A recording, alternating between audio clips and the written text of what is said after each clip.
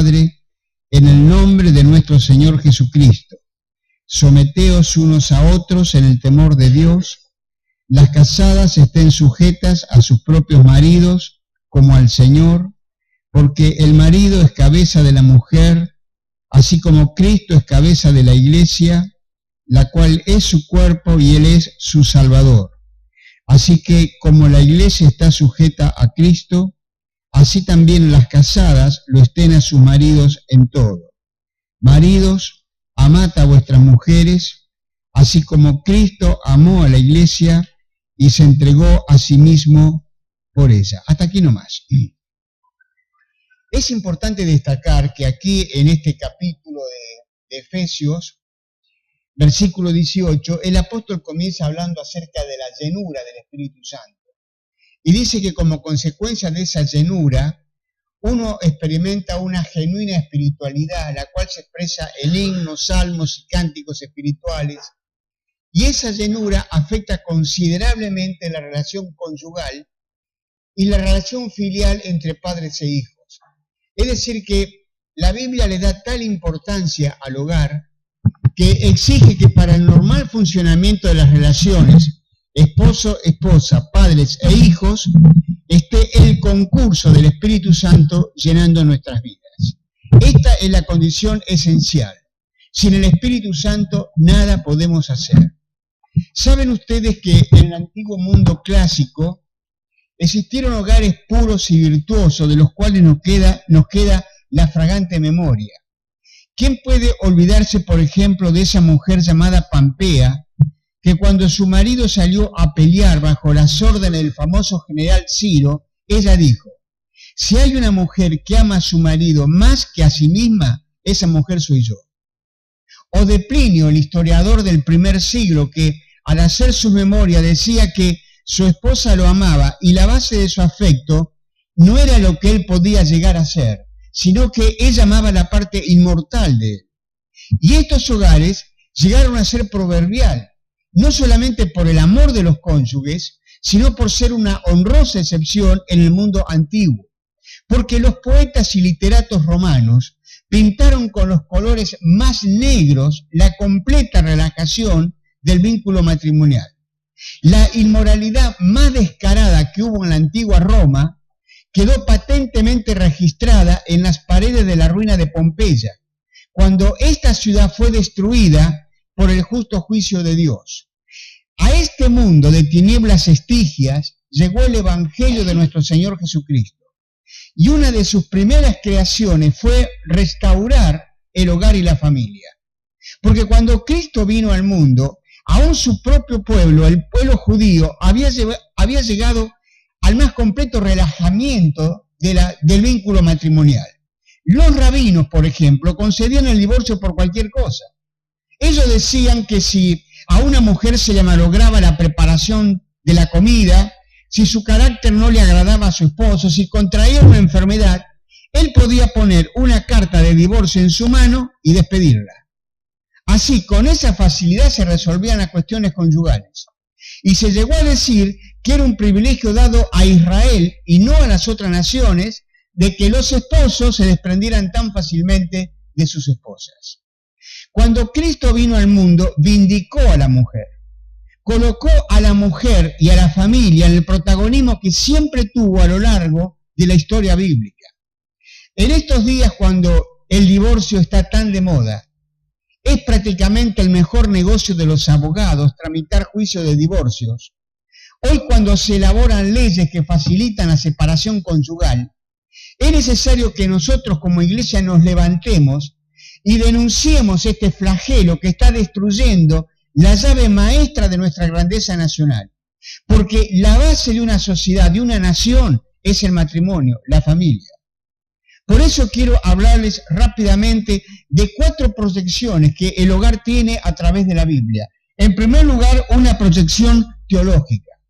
La Biblia enseña que cuando un hombre y una mujer se unen en el matrimonio, están conformando la imagen de Dios de una manera completa. Génesis 1:27 une estrechamente esta parte de la creación cuando dice: varón y hembra los creó. Cuando Dios ve a un hombre que está solo, dice, no es bueno. Cuando Dios supervisó la creación, vio que no era bueno que el hombre estuviese solo. Entonces procedió a crear ayuda idónea para él. En la plenitud de sus perfecciones, en Dios se combina magistralmente lo que es conocimiento y amor, intuición e intelecto, sabiduría y sensibilidad. En Dios está magistralmente combinado y existen diferencias básicas entre el hombre y la mujer, diferencias psicológicas. Algunos dicen que el hombre es más fuerte físicamente, tal vez es más inteligente, pero la mujer supera al hombre en intuición y sensibilidad.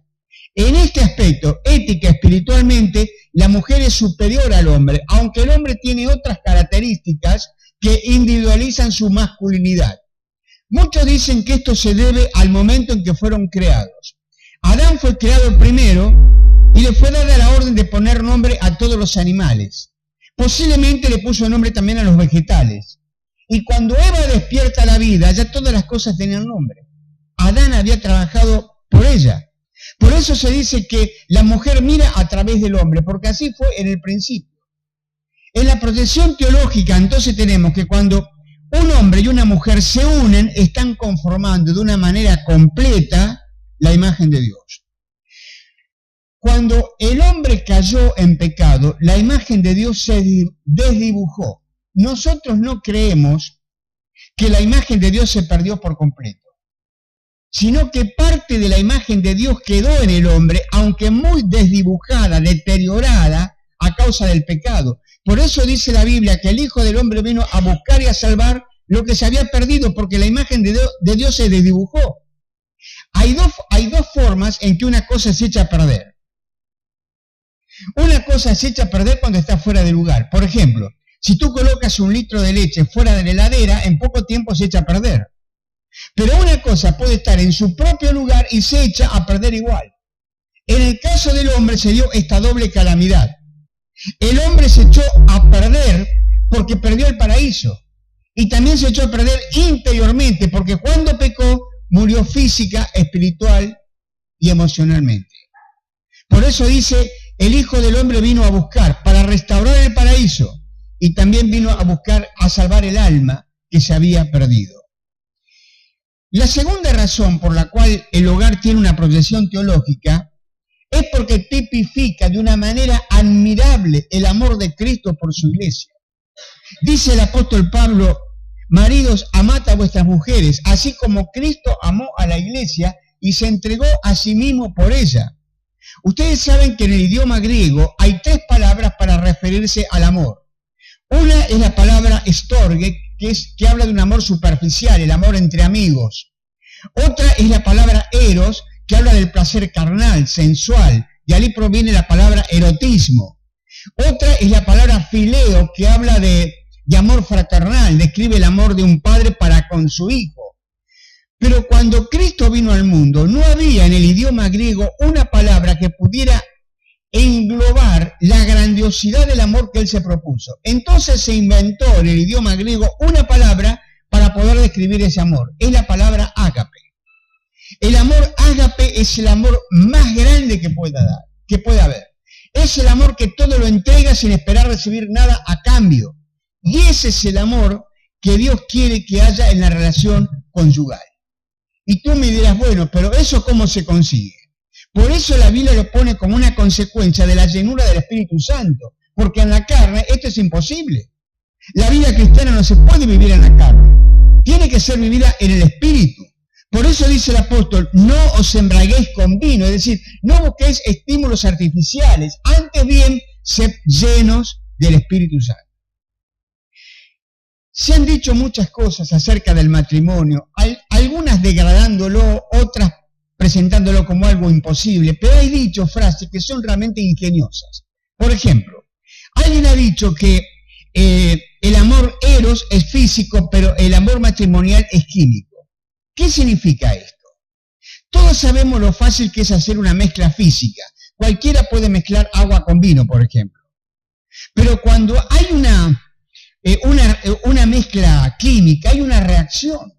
Cuando dos elementos se unen en una mezcla química, cada uno cede parte de sí mismo y se transforma a expensas del otro. Y el matrimonio es química. Por eso dice Dios, dejará el hombre a su padre y a su madre y se unirá a su mujer y los dos serán una sola carne. Cada uno cede parte de sí mismo y se transforma a expensas del otro. El poeta literato Bergerac dijo que el amor matrimonial es como subir una montaña cuya cúspide está cerca de una vertiente rápida y resbaladiza. Es decir, que así como se consiguió la felicidad, así de rápido se puede perder. Durante siglos se predicó el error que el estado de perfección es el celibato o el pastorado episcopal. No es así. Es cierto que el celibato aumenta la disponibilidad de una persona para servir a Dios, pero si hay un estado que requiere mayor perfección es el estado de matrimonio. Y la Biblia enseña que lo que se requiere para que el esposo y la esposa puedan vivir esta relación de manera armoniosa, feliz y victoriosa es la llenura del Espíritu Santo. Entonces, si hay llenura en la vida, en el hogar, habrá amor, gozo, paz, paciencia, benignidad, fe, mansedumbre, templanza. El fruto del Espíritu Santo es como si el carácter de Cristo se reflejara en el hogar, como si la presencia de Cristo se manifestara de una manera real. Y para manifestar su fruto, de modo que sea real, como una reacción del Espíritu y no de la carne, Dios va a poner dentro de la familia personas que sean difíciles de amar, para manifestar nuestro amor hacia ella. Dios va a poner al matrimonio en circunstancias difíciles, en momentos complicados, para demostrar nuestra paciencia. Si nuestra reacción natural es responder con enojo, con ira, el que está lleno del Espíritu va a responder con templanza, con dominio propio. Si yo tengo la mitad de estas virtudes del Espíritu Santo, no es que yo tenga el 50% del Espíritu Santo, porque el Espíritu Santo es singular, uno lo tiene o no lo tiene. Entonces la pregunta es, ¿estamos viviendo vida cristiana subnormales, carentes del amor a Cristo y a los demás? Entonces permitamos que el Espíritu Santo nos llene y nos lleve a confesar todo tipo de pecados, para poder estar abiertos a que el Espíritu que mora en nosotros nos llene por completo y podamos vivir la experiencia maravillosa del amor en el matrimonio. Solamente con el Espíritu es posible. Sin Él, nada es posible. En segundo lugar, el hogar tiene una proyección misionera. ¿Saben ustedes que en el antiguo mundo clásico, en la antigua civilización sumeria, allá en la lejana Mesopotamia, el conocimiento de Dios se transmitía a través de la transmisión oral, de padres a hijos en el seno del hogar. Después pasó de tienda a tienda de los patriarcas, después trascendió los límites tribales, después llegó a todas las naciones, y así el hogar donde comenzó el conocimiento de Dios tiene una proyección misionera tremenda en la Biblia. El primer ejemplo que conocemos es el de Caín y Abel. Cuando nuestros primeros padres cayeron en pecado, tuvieron vergüenza de su desnudez. Entonces se hicieron delantales de higuera y con ellos se cubrieron. Pero Dios le quitó ese delantal de higuera y lo cubrió con túnicas de animales, enseñándoles el principio eterno de que sin derramamiento de sangre no se hace remisión de pecado. Entonces fue necesario el sacrificio de un animal, el derramamiento de su sangre para cubrir la desnudez de nuestros padres. Esto se lo enseñaron a sus hijos. Por eso cuando llegó el momento de las ofrendas, Abel, consciente de la enseñanza de sus padres, trajo un cordero para ser sacrificado delante de Dios. Pero Caín, desobediente al consejo de sus padres, trajo del fruto de la tierra. Y leemos que el fuego de la aprobación de Dios cayó sobre el altar de Abel y desaprobó la ofrenda de Caín. Ya había una transmisión de enseñanza en el seno del hogar. El mundo que pereció en el diluvio nos enseña que Dios escogió a una familia para que la raza humana y el conocimiento de Dios se perpetuara para las generaciones siguientes. la familia de Noé. Y a pesar de que las nubes cargadas de trueno comenzaron a amontonarse en el horizonte y el diluvio comenzó, la lluvia comenzó a caer y a caer, una familia buscó refugio en el arca. Noé, su esposa, sus 3 hijos y sus 3 nueras. 8 personas en total. Y cuando el diluvio terminó y el agua se secó y el arca descendió ahí en el monte de Ararat, una familia iba a tener el privilegio de transmitir el conocimiento de Dios a una generación que empezaba otra vez. Miren si no tiene proyección misionera el hogar. La Biblia le da una tremenda importancia a la instrucción de padres a hijos en el conocimiento de Dios en el seno del hogar. ¿Saben ustedes que en la sociedad patriarcal, como era la sociedad hebrea, donde el hombre tenía prácticamente el manejo de todo, algo que era tan delicado como la enseñanza de la Torah, de la ley, se dejó en manos de las mujeres? Porque a pesar de que los judíos eran una sociedad machista por excelencia, ellos conocían la capacidad que tiene la mujer para llegar al corazón. Al hombre se le concedió la responsabilidad de la disciplina correctiva, la autoridad. A la mujer la enseñanza. Porque ellos sabían que la ley no se aprende por la cabeza, sino por el corazón. Y delegaron esta importante responsabilidad en la mujer. Les leo 2 o 3 textos ahí en Proverbios capítulo 6.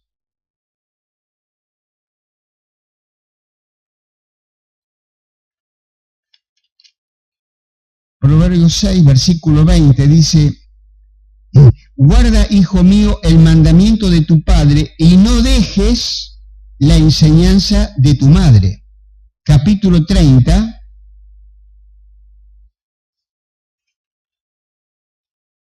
verso 17, el ojo que escarnece a su padre y menosprecia la enseñanza de la madre, los cuervos de la cañada lo saquen y lo devoren los hijos del águila.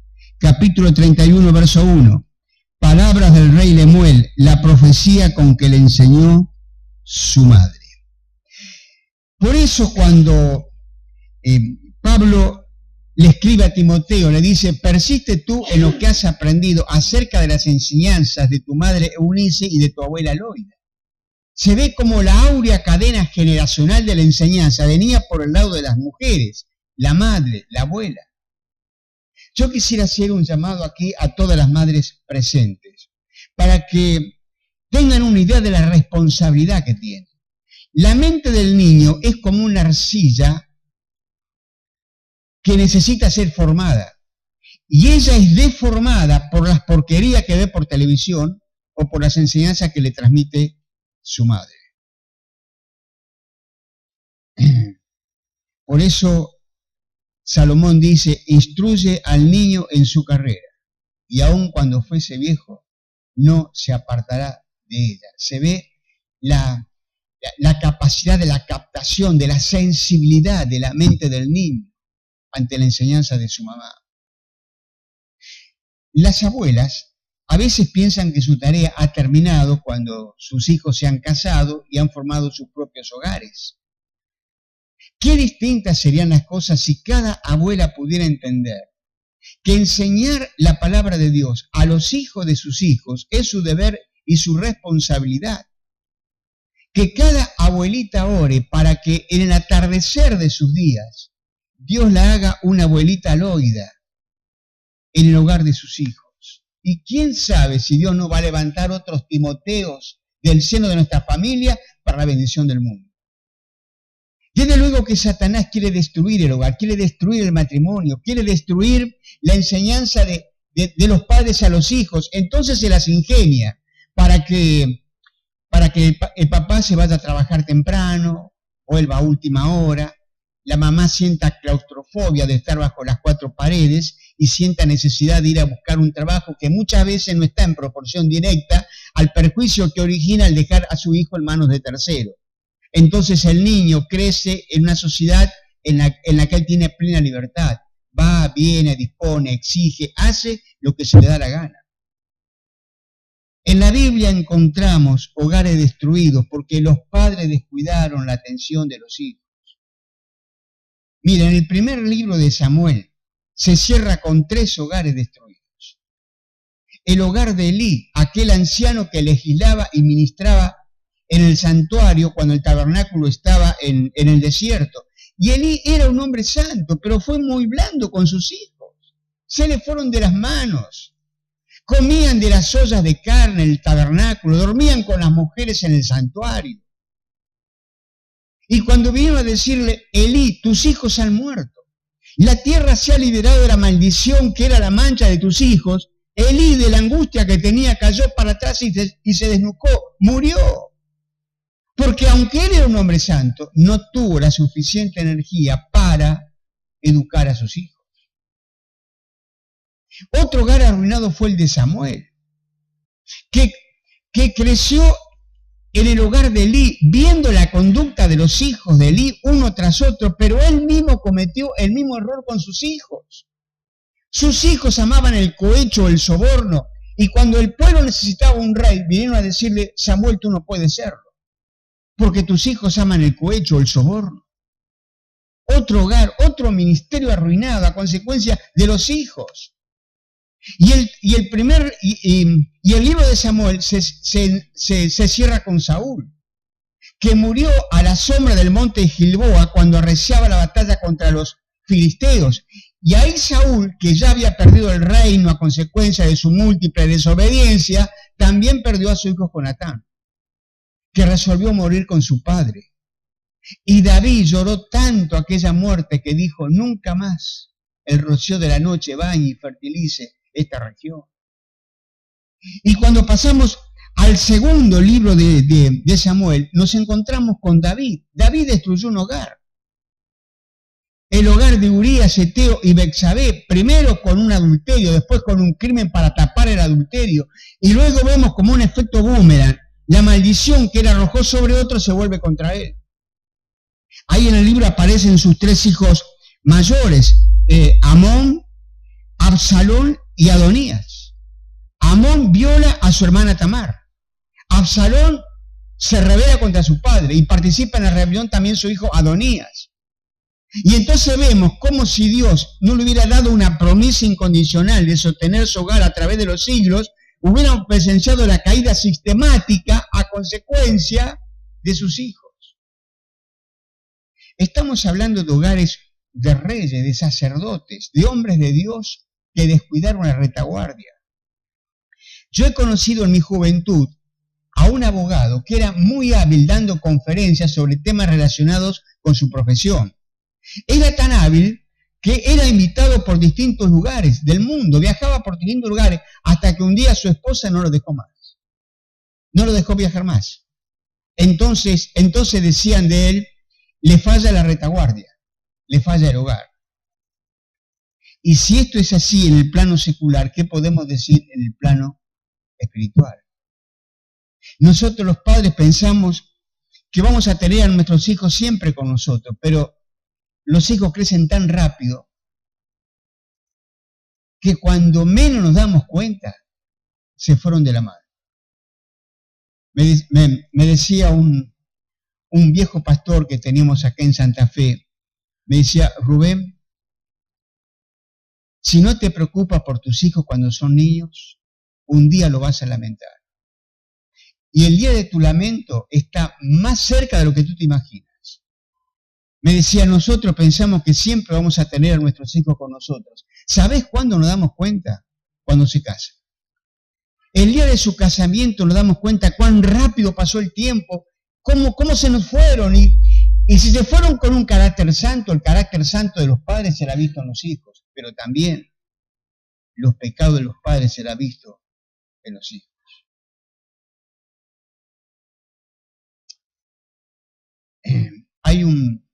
Hay un viejo refrán que dice, si tú siembras un pensamiento, tendrás un acto. Si siembras un acto, tendrás un carácter. Si siembras un carácter, cosecharás un destino. Lo que tú estás sembrando en el corazón de tus hijos hoy, va a ser el destino que ellos van a cosechar mañana. Y cuando vamos al Nuevo Testamento, nos encontramos con Juan el Bautista, predicando en la corte opulenta y sensual del rey Herodes, denunciando públicamente el pecado de adulterio en el cual él vivía. Se lo reprochó en la cara diciendo, no te es lícito tenerla. Entonces el rey Herodes ordenó que Juan fuese al calabozo. Y estaba en una fiesta muy grande. El rey estaba ya medio alcoholizado. Entonces lanza en esa fiesta una niña que se calcula que puede haber tenido 18 años, que era la hija de la mujer con la cual Herodes estaba teniendo relaciones. Entonces cuando la niña termina de bailar, el rey le dice, pídeme lo que quieras, hasta la mitad de mi reino te lo voy a conceder. Y la niña le va a pedir consejo a su madre, que era la que vivía con Herodes. Y aquella mujer pudo haberle dado el mejor de los consejos, pero pensando en la venganza personal le dio el peor de los consejos.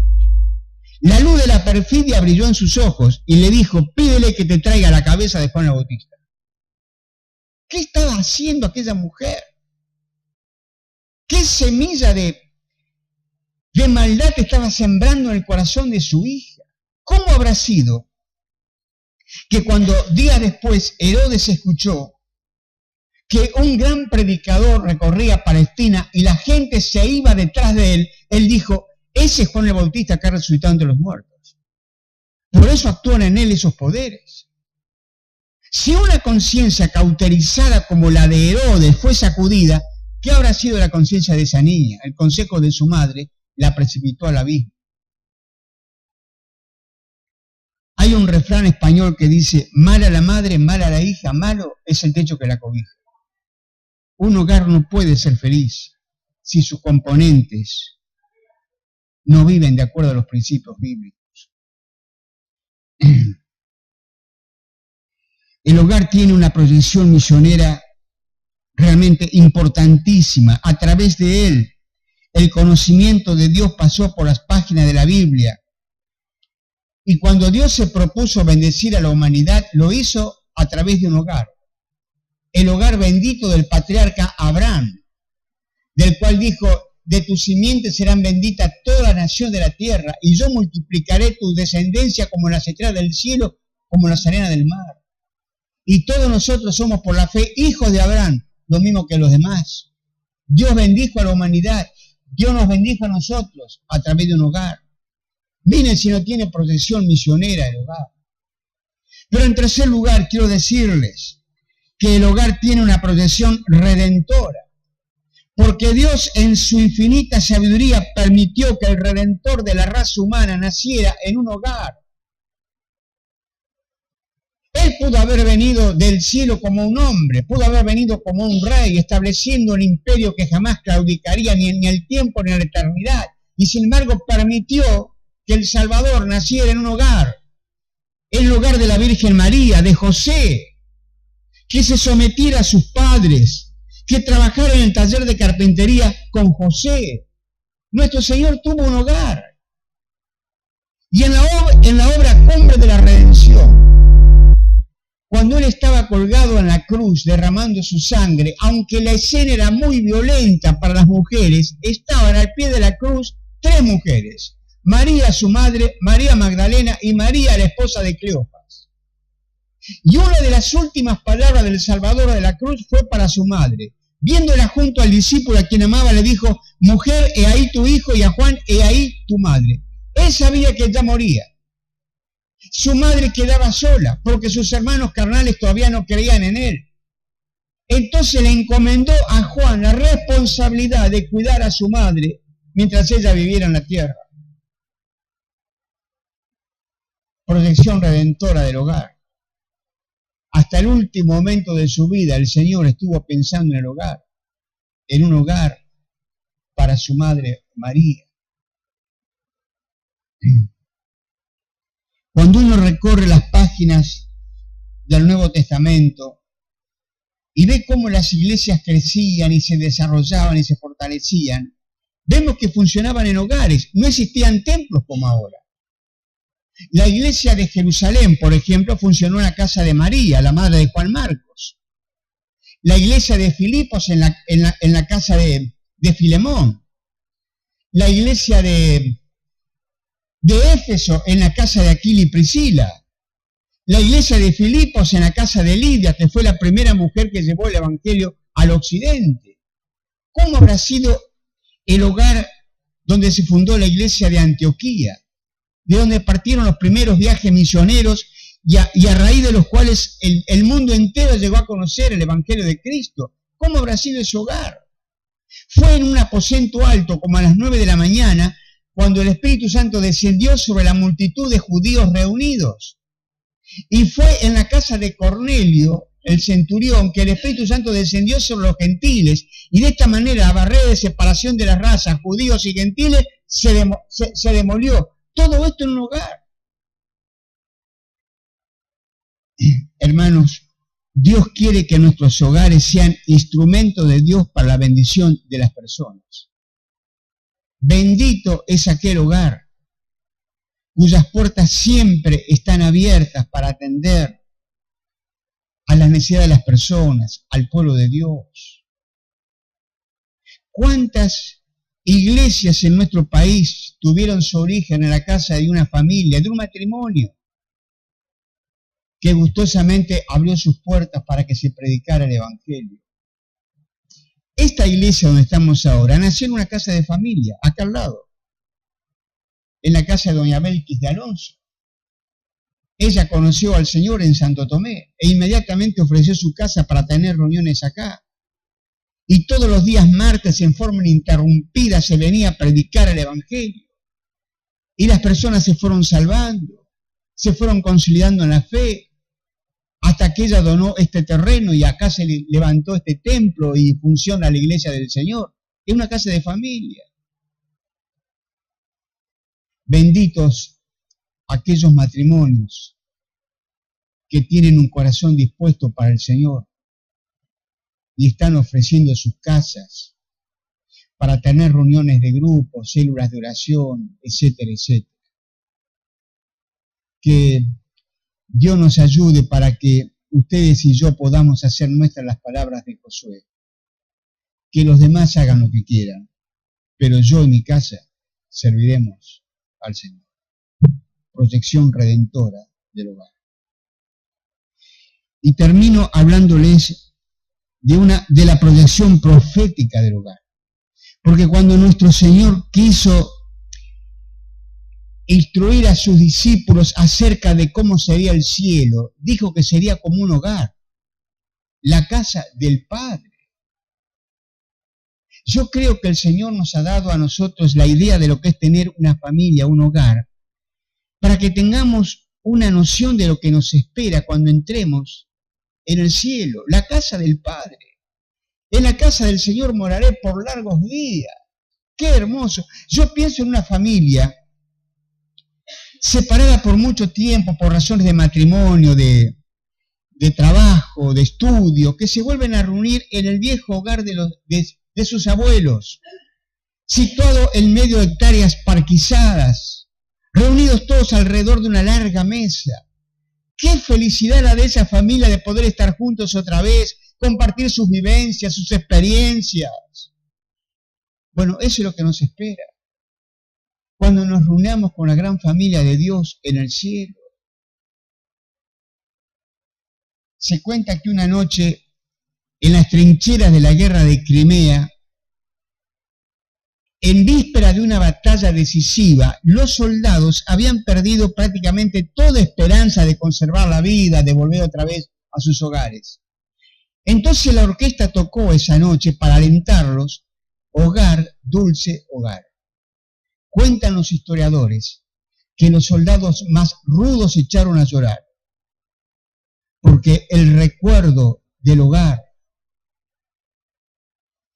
penetró hondamente en ellos. Hay un proverbio que dice: bienaventurados los que tienen nostalgia, porque ellos llegarán al hogar.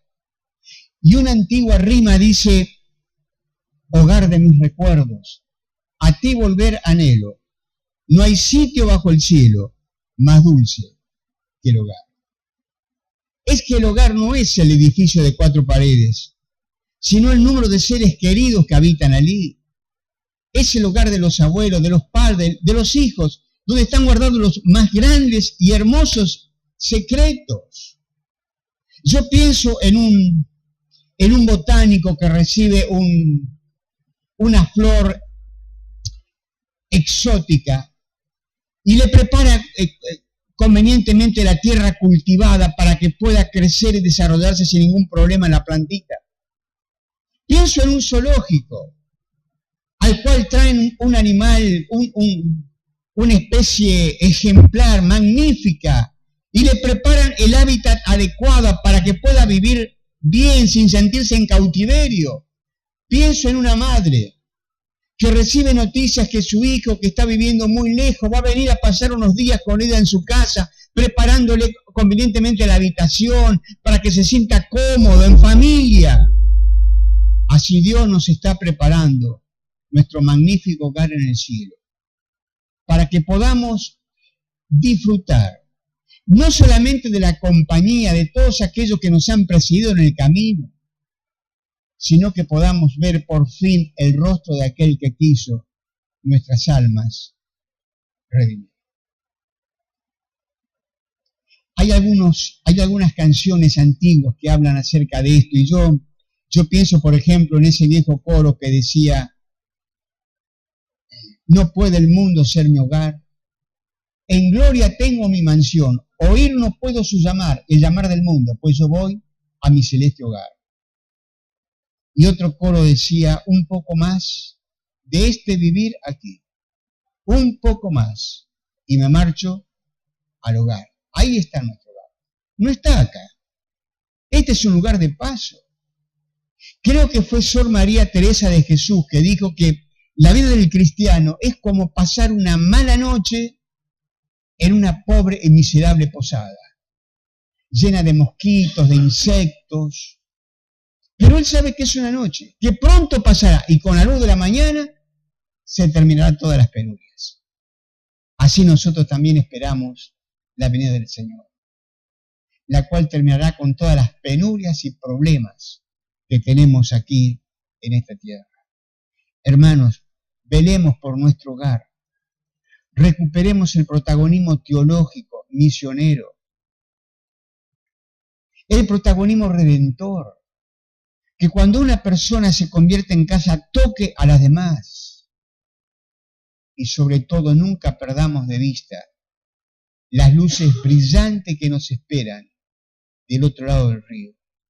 Cosas que ojo no vio, ni oído oyó, ni han subido en corazón de hombre, son las que Dios ha preparado para aquellos que le aman. Qué magnífico que ha sido el plan de Dios para nosotros. Qué glorioso ha sido nuestro Dios, que nos ha amado tanto, pero tanto, que dio a lo más grande que tenía, a su Hijo, para que muriera en una cruz por mí, por vos, por nuestros pecados, para que todo aquel que en Él cree no se pierda, mas tenga vida eterna.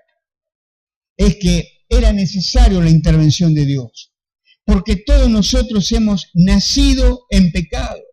La Biblia dice que somos una raza que está enferma, que esa enfermedad nos lleva irremediablemente a la muerte eterna, a la separación de la presencia de Dios por toda la eternidad. Qué hermoso sería si la raza humana pudiese ir al hospital y recibir una vacuna que quitara toda la amargura, toda la angustia, toda la aflicción, todo el dolor que hay en el corazón humano. Pero Dios ha provisto todo lo necesario para que tú y yo podamos tener gozo y paz en lugar de tristeza y dolor. Dios ha enviado a su Hijo, el cual murió en una cruz y derramó su sangre por todos nosotros. Si tú en esta hora, mi querido oyente, te arrepientes de todos tus pecados, le pides perdón al Señor por todos los pecados, fracasos, errores que has cometido en el curso de tu vida, y pones tu mirada de fe en esa cruz donde Él murió, donde Él derramó su sangre, y le dices: Señor, perdóname, límpiame, salva mi alma. El Señor te salvará, Gracia abundante te será impartida por el Espíritu Santo, el cual vendrá a ocupar ese vacío que hay en tu vida ahora. Vendrá el Espíritu Santo, te llenará del poder de Dios para resistir las tentaciones, para poder cumplir con los principios de Dios y poder vivir en familia, en matrimonio, feliz, realmente feliz, porque vas a tener a Cristo en tu corazón. Si alguno de ustedes en esta hora quisiera de corazón pedirle perdón a Dios por sus pecados, quisieras recibir la presencia del Espíritu Santo en tu vida, yo te invito a que de corazón tomes esta decisión. Así como la hice yo un día, como la han hecho muchos los que están aquí, hazla tú en esta noche. Deja a un lado todo tu orgullo, tus prejuicios, y con la fe y humildad de un niño, acércate ante este Dios grande ante el cual estamos. Y dile lo siguiente: yo voy a hacer esta oración por todos aquellos que quieren en esta hora reconciliarse con Dios, pedirle perdón, recibir a Cristo, recibir al Espíritu Santo. Si tú lo quieres hacer, ahí donde estás, inclina tu cabeza para no distraerte. Y a solas con Dios, ahora dile así: Señor Jesús, quiero darte gracias por estar aquí. Hoy he escuchado tu palabra, me ha hecho comprender, Señor, mis errores, mis fracasos, como esposo, como esposa, como madre, como padre. Y quiero pedirte que tú me perdones. ¿Cuántas veces he transgredido tus leyes santas? Tú conoces mi vida mejor que nadie, Señor. Perdóname. Límpiame con la sangre que derramaste en la cruz de todo pecado. Te recibo por la fe ahora en mi corazón. Quiero que seas mi Salvador, mi Señor, y que me acompañes hoy y siempre, en mi hogar, en mi familia, en mi trabajo y en todas partes por donde yo vaya. Señor, me entrego a ti y gracias, muchas gracias por escuchar mi oración. En el nombre del Señor Jesús. Amén. Bien, si alguno de ustedes hizo esta oración conmigo y lo has hecho por primera vez porque realmente sentiste que Dios te habló a tu corazón, quiero decirte en el nombre de Dios que Él acaba de perdonar para siempre tus pecados. Tu pasado ha quedado sepultado ante los ojos de Dios en lo profundo de la mar. Y Él dice: nunca más me acordé de tus pecados y de tus transgresiones. Él ahora está en tu vida. Tienes al Salvador, tienes al Espíritu Santo que te va a acompañar siempre. Si tú oraste conmigo en esta noche, al término de la reunión, yo te voy a pedir que te acerques y me lo comuniques. Porque quiero hacer una oración personal por tu vida, por tu matrimonio, para que Dios te corone de bendiciones y puedas volver a tu casa, no como viniste, sino con la llenura de Dios en tu corazón. Que Dios te bendiga. Y te espero, si oraste conmigo, te espero que vengas y me lo comuniques. Que Dios te bendiga. Gracias.